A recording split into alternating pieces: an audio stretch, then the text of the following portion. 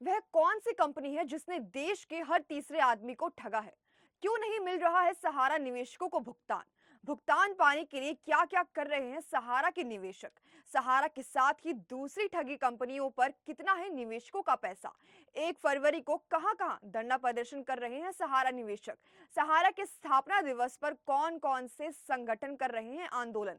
क्या स्थिति है सहारा पोर्टल की? आइए आपको बताते हैं कि सहारा निवेशकों की हालत क्या है। सहारा निवेशकों की लड़ाई में 1 फरवरी को क्या-क्या होने वाला है। नमस्कार, मैं सुम्बिका और आप देख रहे हैं द न्यूज़ 15। अपने भुगतान के लिए सहारा के साथ ही दूसरी ठगी कंपनियों के निवेशकों ने देश भर में पूरी तरह से मोर्चा खोल दिया है। सहारा निवेशकों के भुगतान के लिए सहारा के स्थापना दिवस 1 फरवरी को ऑल इंडिया जन आंदोलन संघर्ष न्याय मोर्चा पर राज्य में आंदोलन कर रहे हैं। उधर सहारा के साथ ही दूसरी ठगी कंपनियों ने निवेशकों के भुगतान के लिए ठगी पीड़ितों की आवाज संगठन गोरखपुर में प्रोटेस्ट करने जा रहे हैं। एक और जहां ऑल इंडिया जन आंदोलन संघर्ष मोर्चा के नेताओं ने देश भर में मोर्चा खोलने का आह्वान किया है, वहीं ठगी पीड़ितों की आवाज के राष्ट्रीय अध्यक्ष रमेश सिंह बड़ी संख्या में गोरखपुर में प्रदर्शन करने पहुंच रहे हैं।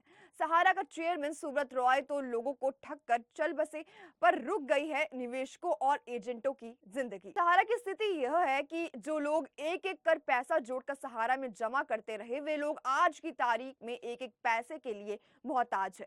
अकेले सहारा ग्रुप में 4000 एजेंटों ने आत्महत्या करने की बात सामने आई है।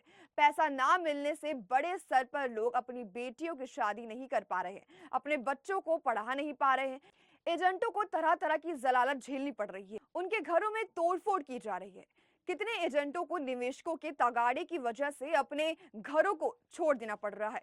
यह सब तो हो रहा है जब केंद्र सरकार ने सहारा निवेशकों के भुगतान के लिए सहारा रिफंड पोर्टल लॉन्च कर दिया है।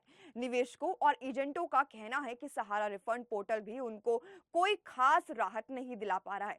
सड़क से लेकर कोर्ट तक लड़ाई लड़ी जा रही है, सब कुछ हो रहा है, पर नहीं मिल रहा है तो वो है निवेशकों का भुगतान, यानी कि निवेशकों का पैसा। मामला लोकसभा के साथ ही विभिन्न राज्यों की विधानसभाओं में भी उठ रहा है। राज्य की सरकारों के साथ ही केंद्र सरकार ने भी निवेशकों का भुगतान करने के लिए सदन में भरोसा दिया, पर हुआ कुछ नहीं। निवेशकों की लड़ाई लड़ने के लिए ऑल इंडिया जन आंदोलन संघर्ष न्याय मोर्चा, ठगी पीड़ित जमाकर्ता परिवार, विश्व भारती जन सेवा संस्थान, ठगी पीड़ितों की आवाज समेत कई संगठन मैदान में हैं, पर निवेशकों का भुगतान नहीं हो पा रहा है। इन संगठनों ने देश सभी राज्यों के लिए जिला मुख्यालय के साथ राजधानियों में भी प्रदर्शन किया, दिल्ली जंतर मंतर और रामलीला मैदान में भी प्रदर्शन किया, पर कुछ हासिल ना हो सका। अब आर पार की लड़ाई लड़ते हुए ऑल इंडिया जन आंदोलन संघर्ष न्याय मोर्चा ने 1 फरवरी को देश के विभिन्न राज्यों के साथ ही दिल्ली जंतर मंतर पर प्रदर्शन करने का कार्यक्रम रखा है। जंतर मंतर पर प्रदर्शन के लिए संगठन का नेतृत्व दिल्ली में आ चुका है। वैसे भी ऑल इंडिया जन आंदोलन संघर्ष मोर्चा ने 27 दिसंबर को रामलीला मैदान पर प्रदर्शन किया और उसके बाद लगातार दिल्ली में अपनी उपस्थिति दर्ज कराई, पर कुछ हासिल ना हो सका। उधर ठगी पीड़ितों की आवाज संगठन राष्ट्रीय अध्यक्ष रमेश सिंह के नेतृत्व में गोरखपुर में प्रदर्शन करने जा रहे हैं। गोरखपुर में उनके आंदोलन को भारतीय अपना समाज पार्टी, विश्व भारती जन सेवा संस्थान ने समर्थन दिया है। भारतीय अपना समाज के राष्ट्रीय अध्यक्ष राजन सिंह सूर्यवंशी का कहना है कि गोरखपुर में ठगी पीड़ितों की आवाज के आंदोलन को पूरी तरह से समर्थन दिया जाएगा। निवेशकों की लड़ाई के लिए वह जान झोंक देंगे। गोरखपुर में मुख्यमंत्री योगी आदित्यनाथ की नगरी में निवेशकों की लड़ाई को बड़ा रूप दिया जाएगा। रमेश सिंह का कहना है कि लोकसभा चुनाव से पहले किसी भी हालत में केंद्र सरकार पर दबाव बनाकर भुगतान करा लेना है, नहीं तो फिर भुगतान मिलना मुश्किल है। यही वजह है कि लोकसभा चुनाव से पहले सभी संगठनों ने पूरी ताकत झोंक दी है। कहने को तो सुब्रत राय के निधन के बाद सहारा ग्रुप ने अपनी संपत्ति भी बेचना शुरू कर दी है। सहारा अस्पताल के साथ ही बड़े स्तर पर जमीन भी बेचने की खबर है, पर यह पैसा कहां जा रहा है किसी को कोई खबर नहीं है। जानकारी मिल रही है कि सुब्रत रॉय के निधन के बाद पूरा ग्रुप उनकी पत्नी स्वप्ना राय देख रही है।